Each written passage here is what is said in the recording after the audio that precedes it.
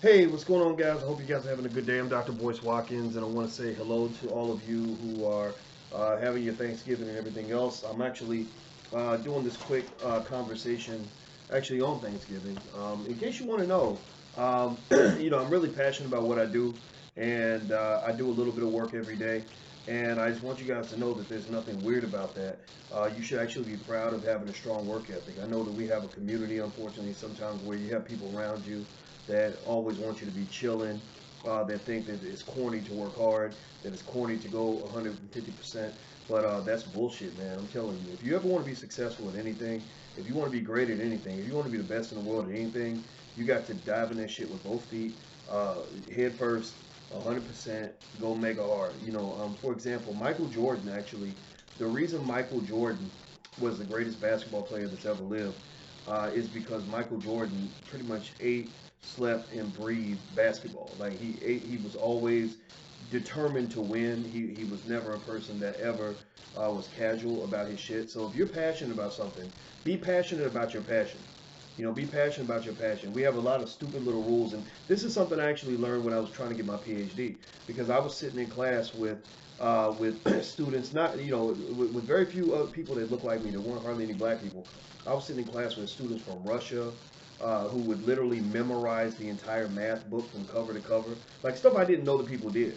I was sitting in class with people from China who would study 13 hours a day, 7 days a week, including Christmas.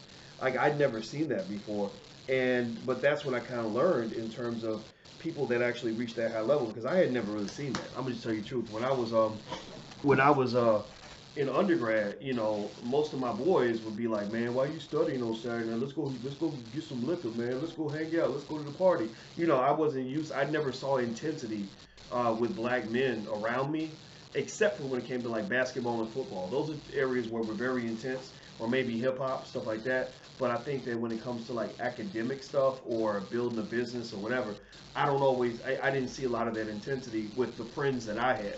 Now later on, I started meeting great people, and so I started seeing that. But I just want you guys to know that if you ever want to know the difference between great people and average people, great people are usually crazy. If you're not crazy, then your chances of being great are a little bit less, or a lot less than other people. And what I mean by that is you got to be crazy about what you do. Almost the way a mother is crazy about her child.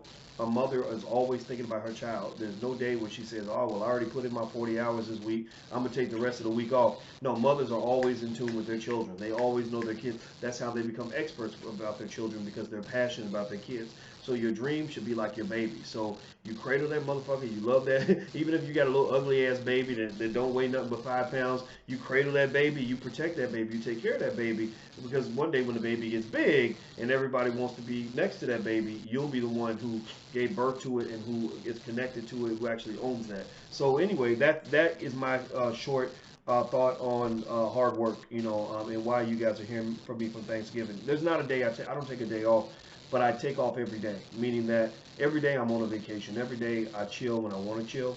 I take one or two naps a day every single day, but I never have a day where I don't do something to move me forward toward my goal. So I just want you guys to kind of understand that that's what it takes to be successful in life. So anyway, let me dive into this real quick. I want to spit some quick game for you. Financial issues are I'm really in tune with financial topics right now, because this is Black Friday, Cyber Mondays followed by that. Holiday spending is going to be pretty massive, and it's okay. I'm not even judging at all what you're doing with your money on the holiday season. So don't even think for a second that I'm here to waggle my finger at you and tell you that you're a bad person because you decided to buy a new Xbox, or you got some new sneakers, or you got a big screen TV.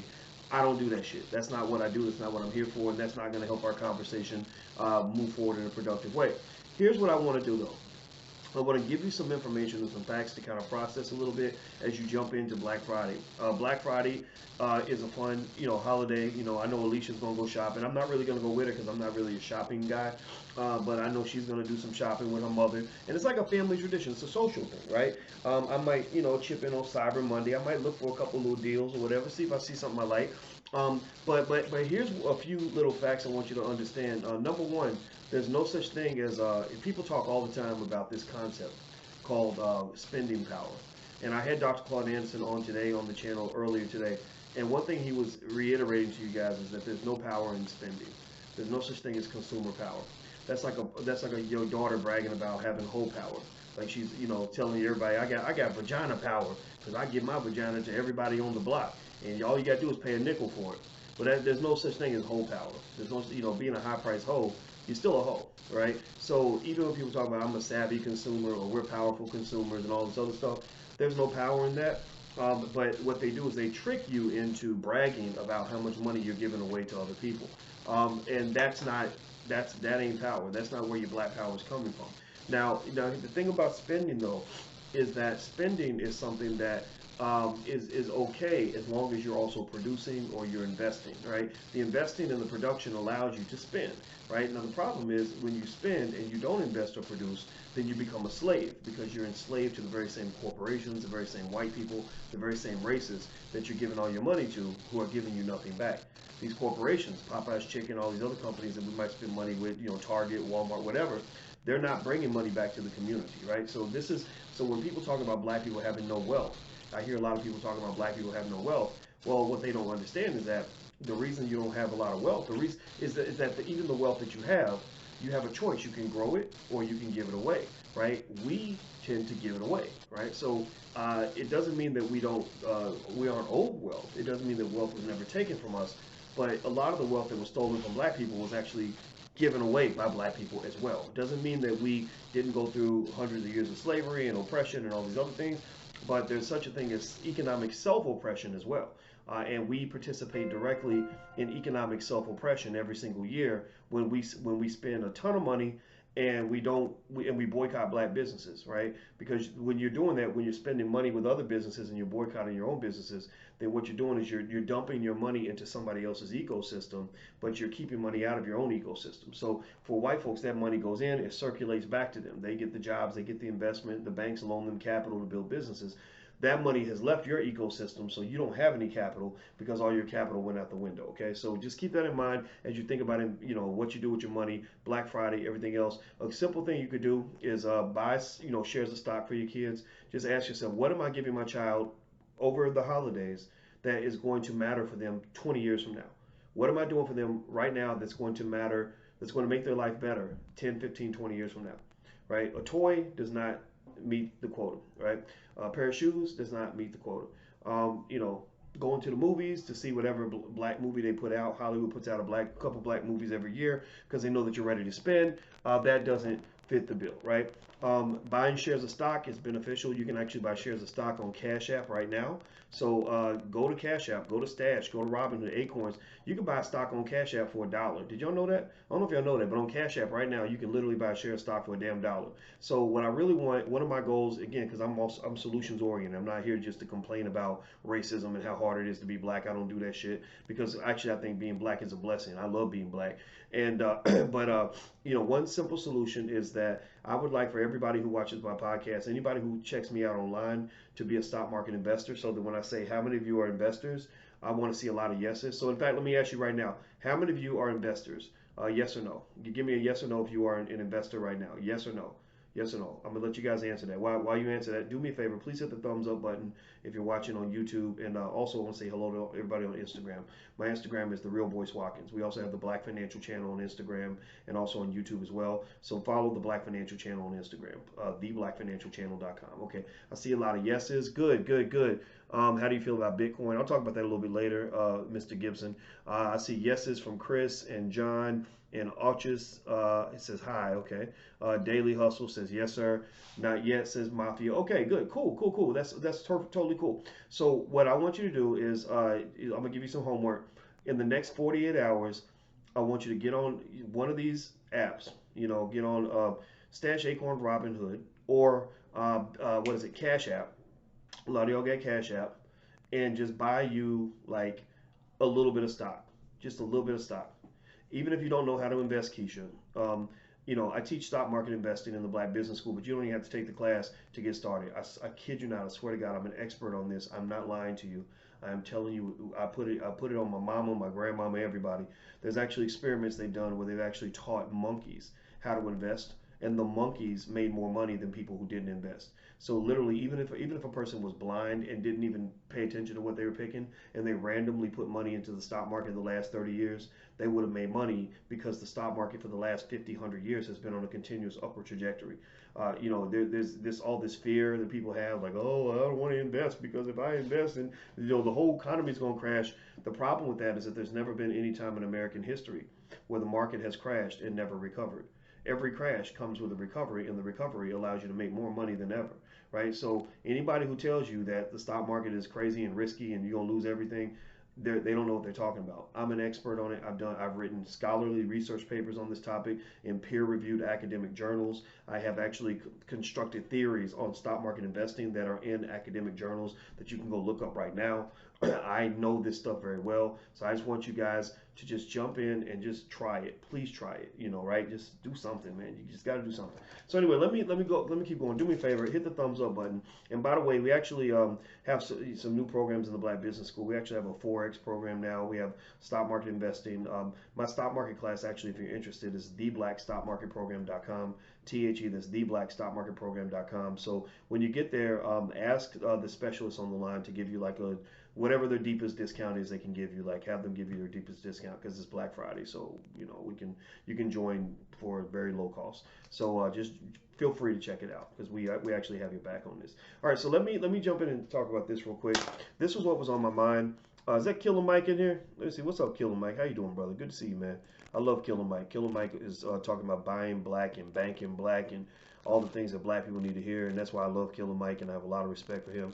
I hope I see you at that thing in Chicago, Mike, in January. They said you might be coming, you and Tip. So I hope to get a chance to meet Tip. I never met Ti.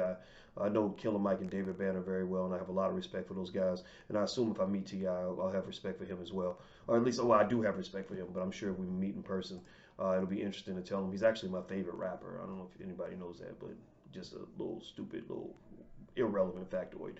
All right, so here's there's a 29-year-old YouTube millionaire in Los Angeles, right? And his name is Graham Stefan. Now let me tell you about Graham Stefan. Graham Stefan, let's see here. He owns a high-end Hollywood Hills property. That's a 4-bed, 2,300 square foot home that lists for $2.1 million. And he also has he owns some multi-family properties. He's earned $77,000 in real estate commissions on 5 properties he sold this year, but that represents just a fraction of his income. He also earns a lot of his money on YouTube videos. Now, YouTube is going to change. YouTube is switching their algorithm. They have something called the Child Online Privacy Protection Act or something that's supposed to literally obliterate a lot of YouTube channels. And so if you're making all your money strictly on YouTube, you got to be really careful because if they change the algorithm one time, boom, they can make a lot of businesses disappear. So you don't want to depend on one source of income like that. But anyway, here's what he has done. He's made a lot of money, and he said that that he's made a few $1 million on his YouTube channel. He first started off, he got 9 or 10 views on his first video, but he kept going. And now he has over 1.5 million subscribers across 2 channels. He earns about $90,000 a month on the platform, and he's going to bring in about $1 million in 2019. His videos cover a range of topics from, quote, how to build wealth as a teen to buying a Tesla for free. Okay. And he posts reaction videos to CNBC, Make It Millennial Money series, offering commentary on how the subjects could improve their finances. This year will be the first time he's earned 7 figures in a calendar year. Here's the thing. So his average monthly income is $150,000 a month. It goes as low as $61,000, as high as $221,000. And he talks about his income sources and things like that. Now, what's interesting is that he says that basically one of the ways that he builds his wealth is actually he uses one thing he does one thing with his money that a lot of people don't understand. He understands that income does not equate to wealth. We know this, right? Income and wealth are 2 different things. Income is an opportunity to get wealth, right? Income is the chance to have wealth. In fact, if you think about it like football, income is like when you get the ball and when it's your ball, but that don't mean you're going to score a touchdown, right? You get the ball, you might be like the Dallas Cowboys and not score a touchdown, not even and then miss the damn field goal like they did today against the whoever the hell they were playing. Y'all know what I'm talking about. They played the Bills, right? or you might have a turnover. So ultimately, when you have income, that's your chance to build wealth. And so what he's doing, which I think is so smart for a millennial, is he actually saves about 99% of his income. He says he does not spend money on coffee because he knows that they mark the price up. He just buys a bunch of coffee and he makes it at home for 20 cents as opposed to paying $5 or $6 for a cup at Starbucks. He does not buy designer clothes. He said, "What's the point? Why do I care about having designer clothes?" He has a girlfriend who is also cool with that lifestyle, which I think is really smart. Because here's the thing: when you have money and you're dating, you got to be careful about dating somebody who likes you because you have money. Because the problem with that is that that comes with an expense. You then gain a dependent who is expecting a specific type of lifestyle, and they may have a different money personality than you, which means that they're gonna get pissed off if you're bringing in, if you brought in 200 grand and you don't want to spend, $1,000 on something that they want, or you don't want to buy the Gucci purse or whatever. And so ultimately, I like the way this guy is thinking. I like the fact that he's saving so much money and investing it. I also like the fact that he's thinking carefully about diversification of income streams. He doesn't just make his money on YouTube. He makes money on a lot of other platforms, Teachable, and he makes rental property income and real estate commissions and it looks like affiliates and sponsorships. So basically, what he does is he makes his income from a lot of different sources, which allows him to have a backup plan in case one stream cuts off. Now, contrast that to having a job. A job is one of the riskiest ways to make your money because if you have a job and you lose that job, then you lose all your income. If you really want to screw yourself up financially, if you really want to make yourself financially insecure, then don't have any savings, don't have any investing, don't have any other streams of income. Let all your income come from that white man who's paying your bills every month. Let the white man be the sole controller of all the money that you need in order to feed your children. If you do that, then you will be a slave. You will have signed yourself up for voluntary oppression. You might as well rename yourself Kunta Kinte, because if you've done that, unfortunately, you will be in a position where you can't even wiggle without being afraid that you might lose it all. So if you're in that position, I'm not making fun of you, I'm not dissing you or anything like that. What I'm encouraging you to do is to think it through. Maybe join an investment club, maybe get together with some other people and talk about economics. The holidays are here. Talk to your family about money. Just kind of say, hey, how do we invest a little bit better? Things like that, and put yourselves in a better economic position. Now, somebody says, what time is the seminar tomorrow? I did not know about a seminar tomorrow, so you got to let me know like what that is, because I didn't. We had an estate planning seminar in the Black Business School not too long ago. So let me know, because I'm looking here. I'm gonna look at the calendar and make sure. No, we got one on December 5th on how to make. We have one on December 5th on how to make money as a government contractor, and we also have one on December 17th on how to master credit scores. So you can go to drboyceseminars.com. That's drboyceseminars.com. In fact, because it's Black Friday, if you want a discount, you can actually use the term Black Friday as one word. Instead of two, just use it as one word, and you can actually get 50% off. So if you want to learn how to make money as a government contractor from Walter Cotton, or you want to learn how to make money or how to understand credit scores and improve your credit, things like that, you can actually use the term Black Friday when you go to drboyceseminars.com, and you can actually get a discount there. Okay, guys, so that's it. Am I doing these seminars in South Carolina? No. I'm about to go to Ghana. I'm going to go to Ghana on December 6th. And in Ghana, I'm going to do some research on investing opportunities there. I will do a series of videos in Ghana to show you guys what I see and let you guys know if I see anything that's of interest. Also, when I get back, I've talked to Dr. Claude Anderson about teaching a class in the Black Business School. I think we're going to set something up, some sort of master class. Yeah, that's it. That's pretty much what it is. So yeah, so if you want to participate in any of that, I'll keep you guys posted. And that's pretty much everything. So do me a favor, hit the thumbs up button, hit the share button, hit the subscribe button. Don't forget, please thumbs up, thumbs up, thumbs up. We need that. Follow us on Instagram. Instagram is the real Boyce Watkins. Also, we have a lot of discounts in the Black Business School, over this weekend or throughout the holidays. So if you want to join our Black Business School for children, for example, go to blackmillionairesoftomorrow.com. That's blackmillionairesoftomorrow.com. I did not know that Umar Johnson would be there too, but it's okay. If Umar wanted to ever talk to me, Umar can always call me. I have no concern or no fear of talking to any man who wants to speak to me. I just don't. A lot of times I'm just busy, so I don't have time to talk to a lot of people. But I have nothing but love and support and respect for those in the community that are trying to help other people. So that's what the focus should be, and I want to stay focused on that. All right, guys. So are Dr. Anderson's books on your site? Yes, they are. But actually, I prefer you go to Dr. Anderson's site over the holidays. His site is powernomics.com. That's powernomics.com because we got to put money in that man's pocket because he's doing important work for the community. He's spent hundreds of thousands of dollars on a reparations lawsuit that a lot of people don't know about.